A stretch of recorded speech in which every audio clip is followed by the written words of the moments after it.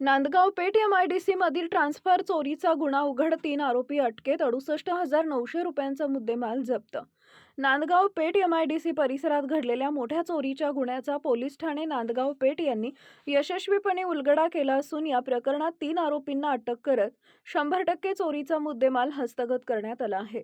दिनांक 31 जानेवारी 2026 रोजी रात्री 2 वाजताच्या सुमारास नांदगाव पेठ MIDC येथील सूर्यलक्ष्मी कॉटन कंपनी जवळील 83 kV सूर्यलक्ष्मी सबस्टेशन समोर असलेल्या मुख्य रस्त्यावरून अज्ञात चोरट्यांनी 200 kV चा ट्रान्सफर, 63 kV चा ट्रान्सफर असे एकूण 68,900 रुपये किमतीचे विद्युत साहित्य चोरून नेले होते.